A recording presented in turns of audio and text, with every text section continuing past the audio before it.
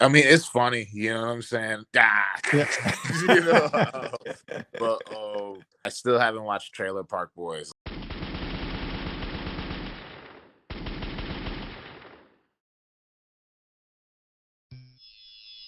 My next guest keeps getting finishes. You got another one this past weekend, this time taking out AJ Fletcher, UFC Vegas 79, September 23rd. It's Bryan Battle back here on the program. Bryan, how are you? Dude, I'm feeling pretty sensational right now. Thank you for having me on the show once again. Uh and yeah, man, you know what I'm saying? Another finish, another body. We're just gonna keep on stacking them up, you know what I mean? Yeah, you got to be happy. I mean, what's that? Third finish in last four fights. You don't get paid by the hour, and it always looks good on the resume when you get a finish there. You mentioned you're still riding that high. You got to be feeling great right now. Yeah, man. I mean, it's just just enjoying the fruits of all the hard labor. You know what I'm saying? And just gearing up and getting ready to do it all over again. You know what I'm saying? Just start from square one and start building back up so we can keep on getting bigger and better and badder every time we enter the octagon. You know what I'm saying? As the competition gets badder, we get better. You know what I'm saying? So enjoying it right now, but also gearing up and getting ready to get back to work and uh, get better than ever. We had talked before the fight. You mentioned that the cut was going to be easier. How was the cut? Now that we can talk after the fact, was it better than past cuts you've had to 170? No, I mean, it was no, it was pretty. Yeah, I mean, like it's never easy, right? You know what I'm Hmm. saying? But as far as how much time we had to spend doing it, we spent a fraction of the time we normally spend cutting.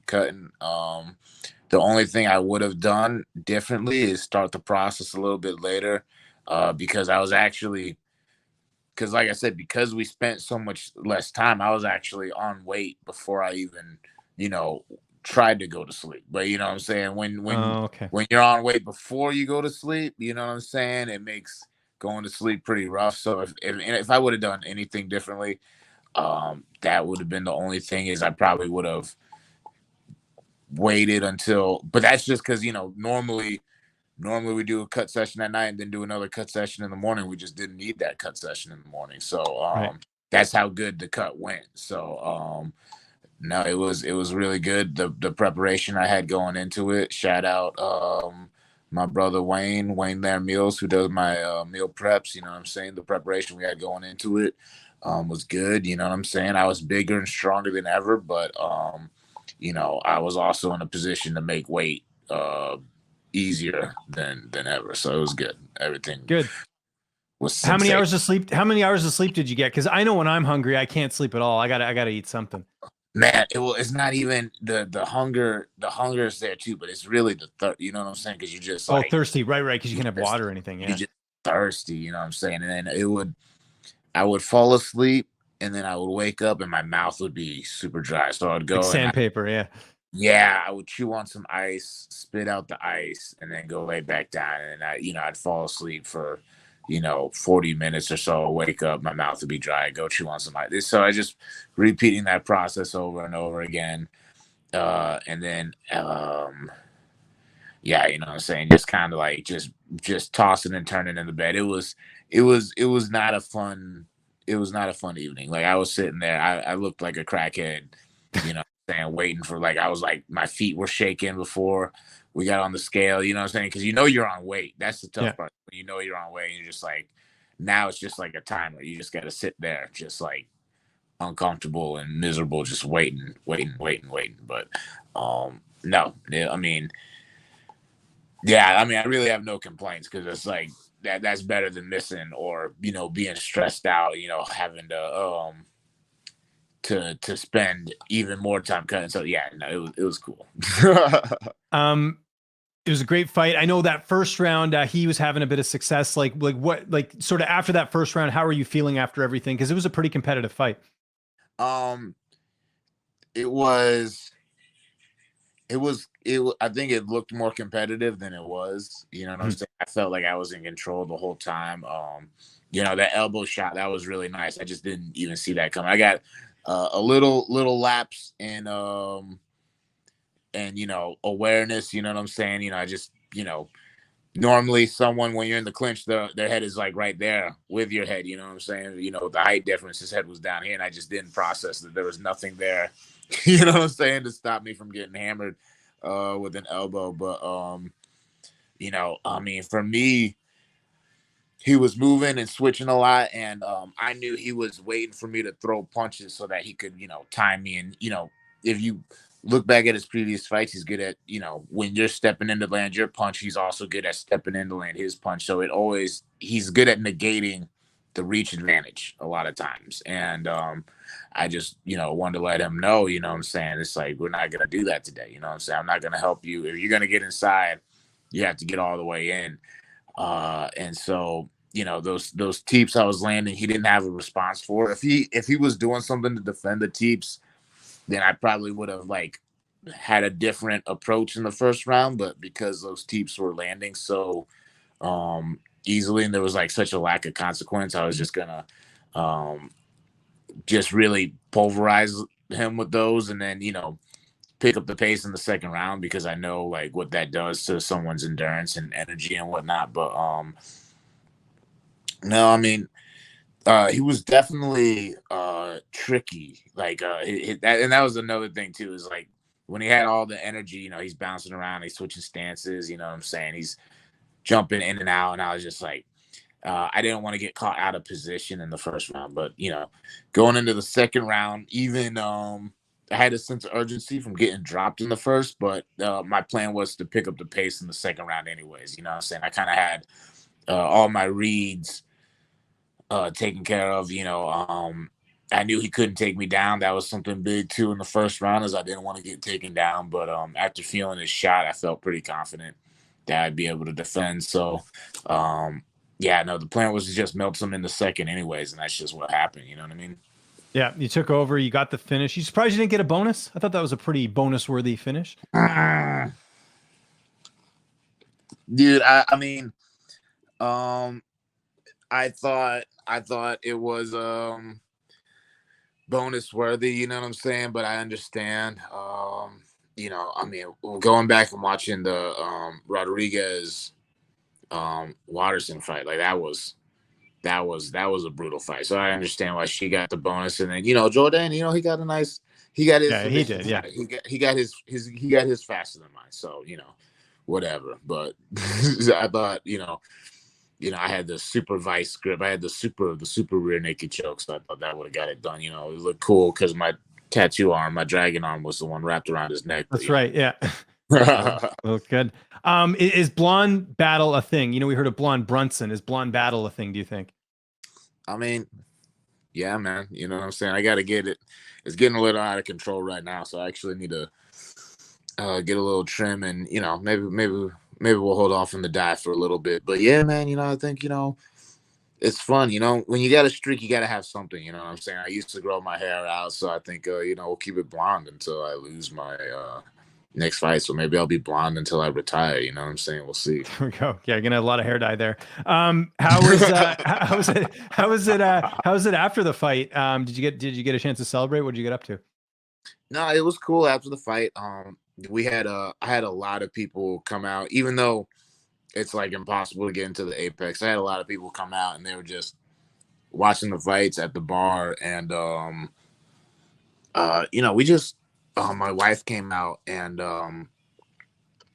she was she's pregnant right now, so we didn't really, we kind of we hung out. You know what I'm saying? I had some drinks, but you know, I kind of turned in a little earlier. You know what I'm saying? Uh, you know, it was I felt really good with everything, and I was just like, you know what, I'm gonna just chill. I'm gonna eat some pizza and you know, watch Fast and Furious. You know what I'm saying? Like I There you was go. all, That sounds like a good night to me. I'm it not a was a big good partier night, these brother. days either. Yeah. It was a good night. You know what I'm saying? It was very chill, and what I felt like I needed at that moment. There you go. Good call. When you want to get back in there? I don't know if you had any injuries or anything. When you want to get that next one? I would like to have another fight before the end of the year. So like late November, early December would be ideal. But you know, I wouldn't be mad about January either. You know what I'm saying? Like all things considered, I got My legs are a little banged up from throwing kicks and checking kicks and being kicked, but other than that, I feel pretty good. I'm back to training, you know, lightly by the end of this week, back to training on a regular schedule next week, just get back into the swing of things, you know what I'm saying? Start getting better and get ready for whoever's next, you know what I mean? Who is next? Who do you want to fight? Man, whoever. I don't care, man. You know what I'm Yeah. saying?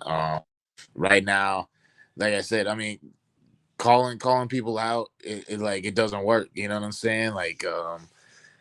And so right now, I just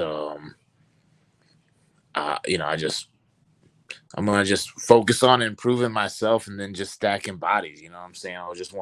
I want big numbers. You know what I'm saying? I want my win streak to be long. I want my total number of wins to be big. You know what I'm saying? I want my finish count, the number of people I finished to be high. So we're just gonna keep on getting in there and stacking up bodies. You know what I'm saying? And if someone in the rankings wants to smoke, what's up? You know what I'm saying? We're gonna add them to the list. You feel me? But yeah, right now, just I feel like calling people out, it doesn't work. You know what I mean? So they can call me out. You know what I'm saying? But I'm There you go. You're gonna be a silent assassin. yeah. You know what I'm saying? Like just send me the contract. You know what I mean? Yeah, there we go. I always got to ask you about a couple other fights. They announced a bunch of fights this last time you and I spoke. I know in your post-fight interview, Bisping kind of like slightly made fun of you a little bit for saying, you know what I'm saying. I know you say Yeah. it a lot. It's kind of like your catchphrase. Oh, Do you kind of embrace that now? Because I do see a lot of comments on any interview you do. It's someone always points that out, but like we all have things that we say a lot, right? well, it's funny because it's gotten to the point now where it's like if I just post a picture, people are like, I know what you're saying. You know what I'm saying? Yeah. Like Yeah. I can't stop saying it. It's funny because it's like something that I said like more than I should have said, but then as I started doing interviews and people started pointing it out and I kind of like consciously was like trying not to say it, now I say it more than ever. So So it it's had the opposite effect. yeah, it had the opposite effect. It's really I mean it's funny, you know what I'm saying? Ah, Yeah.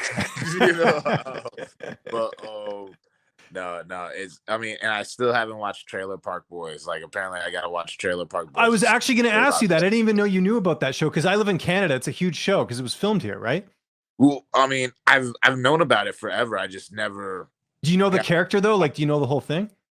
no, Okay, so it's no. this white guy who's Yeah, like, so little backstory in this too. So the yeah, guy who actually plays J Rock on the show used to host a game show. So he's on this show, Trailer Park Boys, and he's basically like this white guy who's pretending to be, a black guy basically, and he's yeah, like a yeah, rapper. And so he always says, you know what I'm saying? And so it's like it became like this funny thing, and like even like and Trailer Park Boys is one of those shows, by the way, that like was not popular when it first came out, but then when it was on Netflix and yeah. like it was a repeat, it became this huge cult phenomenon. Like Snoop Dogg's been on that show, like it's crazy. So yeah, you got to check it out. J Rock's the name of the character. I gotta watch it, man. I gotta It's watch on. it. I believe you have it on Netflix in the US. If you have Netflix, I have Netflix. yeah. I have so many streaming services. It's obnoxious now. But yeah, no, I got Netflix. I'm gonna check it out. Yeah, at the very least, I think you should make this into a T-shirt, and then like after you like finish someone, it's like you know what I'm saying. Like you kind of make it into like this powerful thing. You know what I mean? Dude, I mean, I guess I gotta do something with it. You know what I'm saying? Like Yeah, I do know what you're saying. Apparently, yeah, apparently, you know what I mean? Like yeah, because the people love it. It's almost like my wrestling catchphrase now. Like yeah. if I could control it more, like I would definitely game it in the audience. I'd be like, kind of like like The Rock. He had, he'd be like, "What?" and people be like, "What?" You know what I'm saying? Like Yeah, that. yeah, like the Oh, fans say it back. Like yeah, Sean Strickland kind of has that. Like he says "you guys" all the time. He's like, "Hey, you guys," like yeah, that. yeah, And yeah, then Kevin Lee for years was made fun of because he used to say, "I see holes in this." So they're like, the joke would always be like, "Yeah, but does Kevin Lee see holes in this?" You know what I mean? Like that yeah, was like the yeah, running yeah, joke. yeah, yeah, yeah, So yeah. I think it's good, man. It's a good to have a catchphrase. I think it's important. Hey, I mean, All I'll about take. branding, right? Yeah, wow. There you go. Now I'm just creating a beast here. Anyway, so you don't have to say it anymore. If there's anyone you want to thank before we get out of here, any sponsors, any social media, floor is yours. um Sponsors, shout out Sharps, you know what I'm saying? New betting platform. New betting platform. It's like a social media betting platform. You put your sports books in there. You can make your bets from there. It's really cool. Um, Shout out, to my wife, my team, my coaches, everyone who's been a part of the journey. You know what I'm saying? My family for helping take care of our little man while me and my old lady went out to Vegas. Um, and yeah, just shout out to my man right here for putting me on the show again. You know what I'm saying? I'm very Always. full blessed man. So yeah, just shout outs to everybody, man. You know what I'm saying? Shout out all the love to everybody, you know what I mean?